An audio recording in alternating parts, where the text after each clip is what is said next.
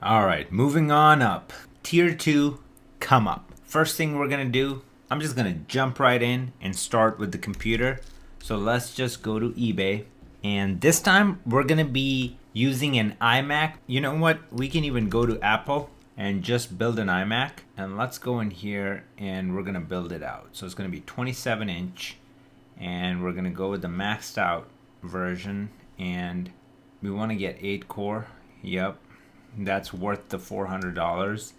I will say 64 gigs. Now, here's the thing.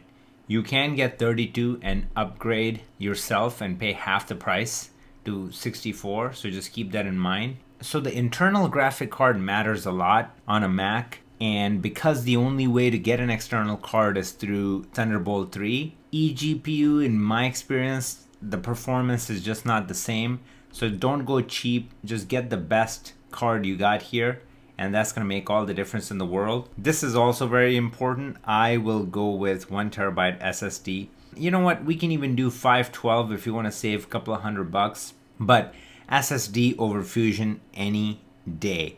It's so fast, it's PVMe, so it gives you like 2000 read and write, and that's what you need to boot up your applications, things like that. So what we're looking at is $3,849, and then it's going to go somewhere around $4,400, $4,300, like with tax and shipping and everything. So let's look at a similar setup on eBay and see what we find. So I'm just gonna, all right, so let's find a similar setup on eBay.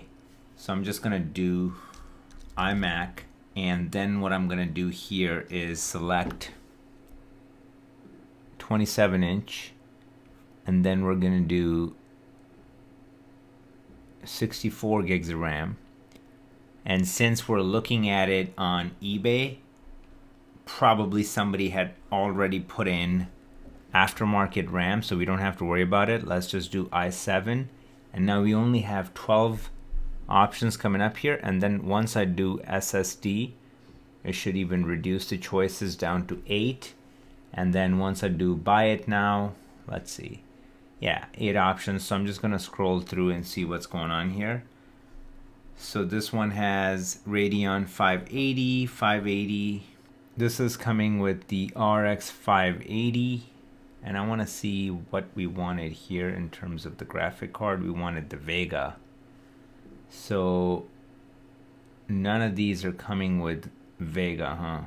Basically, if you want to save about $1,000 and get more, like this one has 64 gigs of RAM and 1TB drive, then you can go with something like that. It's used but in excellent condition, and you have to pay $40 in shipping, and you can get it for $2,800.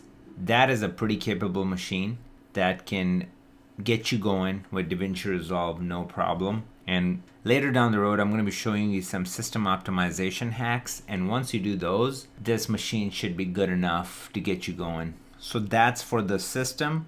Now let's move on to the next bit, which is going to be our control surfaces. And I'm going to go with Resolve Micro Panel. And let's pop that open. So this is the guy that you need. I mean, just look at the reviews even. Everybody loves it. This is next level to tangent ripple because it gives you, let's just pop in and zoom in and just show you things that it has readily available for you. So you have your wheels, you have your balls right here. Then you have you can reset RGB levels or both. And then you have your Y controls right here, your contrast and pivot and mid detail. These knobs are so freaking important. You got your color boost, shadows, highlights, again, so important. Saturation, hue, and luma mix. All of these are incredibly important, guys. And then you got grab stills. Basically everything that you see here is just absolutely essential when it comes to color grading, and when you want to just burn through your grades and focus all your energy on creativity than looking for the right key. So you can't put a price on it. $1,000 is a steal. I can go look for it on eBay, but I don't think anyone is going to have it here. Let's see. Resolve micro panel. Let's just see. 1,025, 1,025. $1,000. So you're saving about 30 bucks.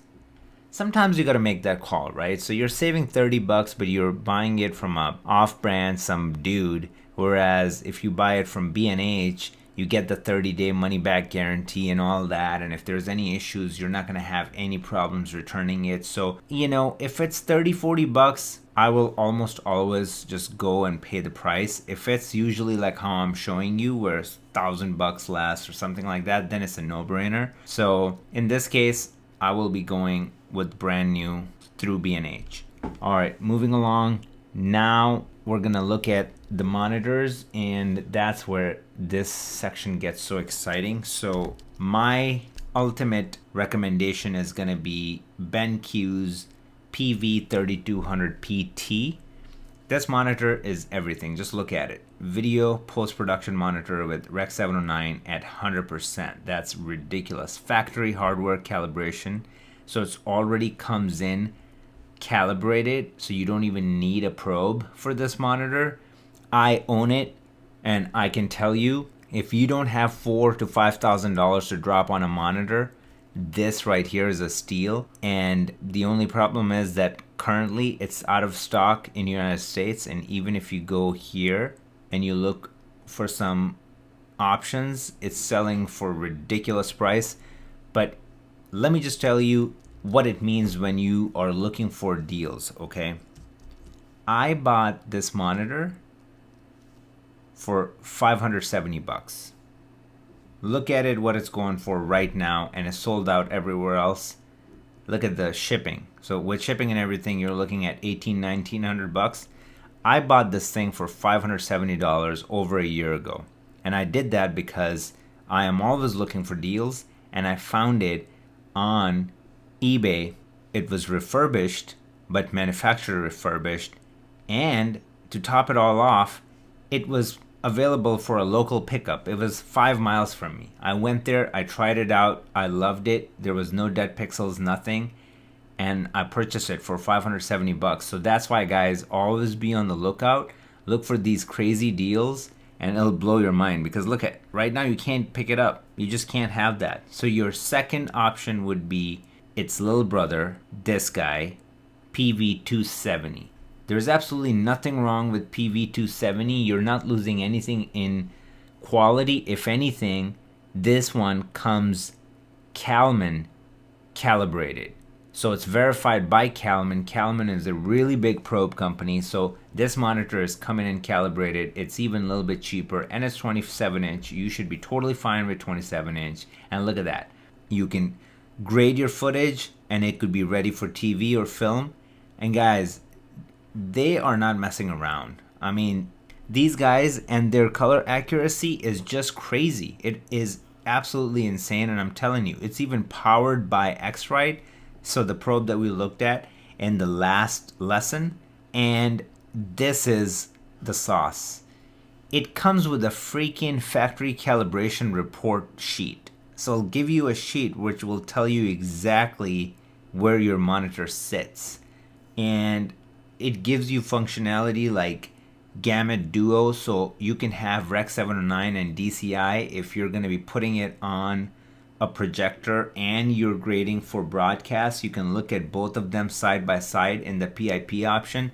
Having experienced its big brother, this monitor is the best bang for the buck, hands down. Just get it with your eyes closed. Now, I can research this on eBay, but I don't think we're gonna have much luck with it because I think it's fairly new. Oh no, so let's check it out. So look at this. This is refurbished. Remember when I was telling you I bought its big brother refurbished for $570? Well, this one is going for $550. So now you can easily, let me put it next to it. So you can easily save, you know, this is $900 with tax and everything. It'll be around $950. So you can easily save about $450. It's almost like getting it for half the price. And guys, this is totally fine. You can use it, you can try it out, and you can still ship it back. that won't be a problem. But you can have it here for $550. Great deal. So this monitor, that's it. Look no further, but I will give you another option that is going to be just a little bit more expensive. But if you got the itch and you got the money for it, then by all means. So I'm going to show you ISO, another company that makes excellent products. I've used these monitors at work. I personally never owned them, but I've worked at a company that had its big brother, and it was the same series, CG, and these monitors are color calibrated. Just look at it, right? So look at this. So they come in with a color calibrator built in. It pops out. It has a built-in software, so it will calibrate the system depending on the ambient lighting change or whatever, and you never have to worry about it. And it's a 10-bit monitor, so as the BenQ also. This is an absolutely great monitor, and let's see how much it sells for. And it's going to be going around, yeah, it's going for around $1437. And ISO is this is a very specific monitor, so I don't think eBay is going to be selling it. We can look it up. So you can see right here, you can pick it up for $1319 compared to, so $1437. It's about $120-$130 cheaper. So if that matters to you and you want to order it from United Kingdom, be my guest and just wait it out.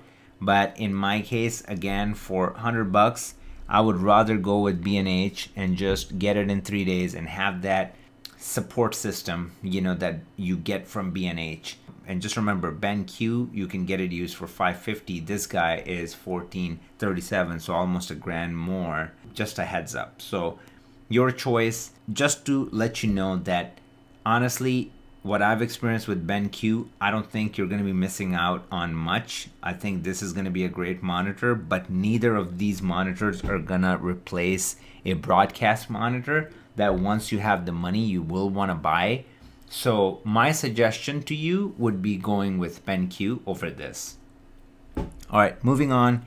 Now I'm going to show you hard drive options, and for the hard drive options, I'm gonna do this. I'm gonna take you right here. This drive is it. You're just gonna move over here. Before we were looking into that drive, now we're gonna move over here and we're gonna look at something like this. So I would definitely go with at least 12 terabyte or 16 terabyte because you need the storage. Nowadays we're dealing with crazy data with 4K, 6K, 8K footage, and my drives are just always maxed out. So a good storage tip that I can give you when you're working, only keep projects that are about 1 year old on your current drive. So everything that you're working on up to 1 year ago, that's it. You keep all that on your RAID drive, and then everything besides that, just move it over to your backups and put them away. So if you do that, then 12 terabytes should be fine. I believe I'm using either 12 or 16 terabyte right now. I have about 365 days worth of stuff on it, like I said, and then I am very diligent with just keeping it clean and spending some time and just making sure that there's not stuff on there that doesn't need to be, stuff like that. So you have to do that because just look at the price point and how expensive it can get. So if you're not tidy with your storage management, you'll be spending a lot of money and it's going to be going to waste. So you just got to work smarter here. And then once you go with the Thunderbolt option, it's a little bit faster. So we can look at it, Thunderbolt 3. This is the drive we were looking at, and it's giving you about 490, close to 500 read and write in RAID 0, which is what I recommend. So that's going to be your storage option, and obviously in here we can look it up and just make sure you're looking for Thunderbolt 3. That's going to be the key here. And I'm going to turn off 8 terabyte and I'm going to turn on 12 terabyte. And then we're going to be looking for Thunderbolt 3. So just look at the price, $750, and let's see how much it's going for here.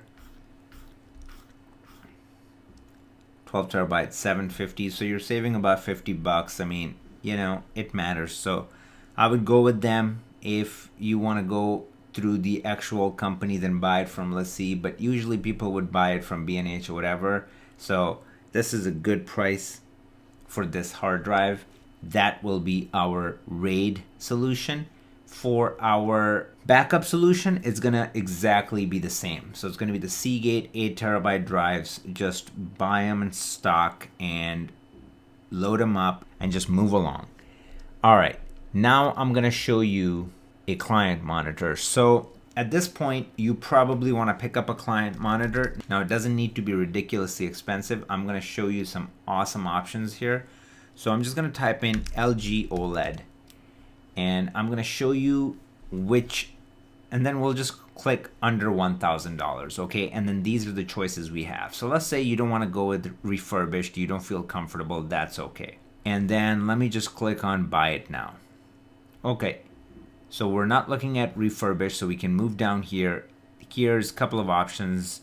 So we have a B7, which is an unbelievable TV. I have a B6 and I can tell you I am not thinking about switching to anything anytime soon. It's HDR, it has 800 nits and it's more than enough what I need. And this is gonna be even more. This is gonna have higher nits and it's a 4K TV, HDR. This is all you need. And it has two modes in there. It has calibrated mode for night and bright. And once you set those up, guys, you do not understand. You're almost there. All I would recommend at that point is to go under your color temperature settings and just make it warm 1 from warm 2. And if you do that, that's it. That's all you need to do. You're good to go. The viewing angle on this thing is perfect. So it doesn't matter where you are. As long as you're not behind the TV, you're going to get a perfect view from all sides. And it's game over. There's like, you don't have to look any further. Getting a OLED 55-inch a client monitor under $1,000 is a freaking joke. Like 4 years ago, you would be paying $5,000 for this TV. So this is a great option. That's what you're gonna go with for the client monitor. Now I'm gonna show you something called a bias lighting. So we're gonna type in Media Light 6500. That's the company. So just type that in and pop this open. Go under products and click on this guy, Media Light Eclipse. And this one is for computer monitors. And then they have other ones for client monitors. So what I'm using right now is for the TV, which is for the client monitor. But if you want to use it, if you don't have a client monitor or whatever, if you just want to use it on your actual monitor that you're color grading on, then you're gonna just get this guy, and this is what it's gonna look like, right? So once you have this light, these strips mounted to your TV or your monitor in the back, your monitor is gonna be illuminated like that, and then you keep the lights off in the entire room, and then that's your bias lighting. And this is the optimal setup when you are color grading in your studio. Just this light, nothing else, you're ready to go. And that is bias lighting. Okay, now we're gonna add one more thing here, which is gonna be Blackmagic Ultra Studio Mini. So I'm gonna pop that open here. And this is the cheapest solution to output an image to your external monitor. So if you have that BenQ or if you have that ISO monitor, you're gonna need this thing. So basically you're gonna plug it in using Thunderbolt from your computer. So it's gonna be connected through Thunderbolt, and then on the other end, you're gonna be using HDMI in this case because these are not broadcast monitors. So you're gonna connect it through HDMI into your ISO or BenQ, and that's gonna give you your clean out from DaVinci Resolve. And it's one of those things that you absolutely need. Moving on. So having a proper client seating area, it's a must-have, trust me. So if you're gonna have a grading studio, even if it's a home studio, I'm sure you're gonna have enough room to put a small love seat like this, or you can have a chair, but that's gonna be not recommended by me. I would say a love seat is better because usually you'll get 2 to 3 people, but you know, maybe not 3, but 1 to 2 people. So having this will just make sure that that client will be accommodated. And that's all the time I want to spend on that. So moving on, and then back to the internet speed. At this point, you're doing some remote work with pretty decent companies, and time is money. You need to have faster internet. you're going to be uploading more than downloading. And if you look at the white paper for these cable internet, a lot of the times you have 200, 300 download and only 10 or 15 up. And you got to look at the upload speed, okay? Because when you're going to be uploading something to your client to view or your final, most of the time you're going to be uploading in full quality. So if it's a ProRes and it's a 20-30 minute film you worked on, I mean, we're talking about 30-40 gigs, 25 gigs. So if the file is going to be that big, you need really fast internet to upload those files really fast. So you can't go cheap on that. This will be your business expense. So get top of the line broadband internet connection that your service provider offers. A couple of more things that I want to show for the Comeup setup tier 2 is a Stream Deck. So this is from this company called Elgato, and these things are unreal, okay? So basically you can map any keyboard shortcuts to these keys, and each key could be a folder where you can map as many keys as these. So I think it's 15 keys. So each key here could be a folder that can contain 15 keys inside of it, and the possibilities are endless. And I'm telling you, I do not go anywhere without mine. I have the bigger version of this, and it's a complete game changer. Your efficiency is going to be on a whole another level, and once you have this in combination with that, you're unstoppable. Because a lot of people I hear complain about, hey, I don't have my serial node button or things like that here. What should I do? When you have Elgato, when you have the Stream Deck, you can map those right here. And you can have all of your undo, redo, whatever have you could be just on your left hand side. In a later lesson, I'm going to be sharing how I have everything set up, and you can get a better understanding of how to best use a device like this. And then one more thing I want to share is a Thunderbolt dock. And this is very important because what happens is over time, you just have so many things. You have your hard drives, you have external monitors, you have your microphone, Stream Deck, like so many things just sticking out, and you run out of IO inputs at the back of your iMac. And in that case, this guy comes in handy. It's this right here, and just look at the connections that you get out of it. It is crazy. Just look at this, all of that. So you get your output to your audio channels. You get 4 full powered USB 3 ports right here. You get an additional Thunderbolt 3 right here. You get a display port, and in the front you have a headphone jack, SD card, micro SD card, and then a USB-C port right here along with the USB 3 port. I have one of these, and I don't think I can survive without it. So highly recommend it if you need to plug in more stuff, but if not, then you're totally fine. It's not a necessity for tier 2, but I just wanted to give you an option.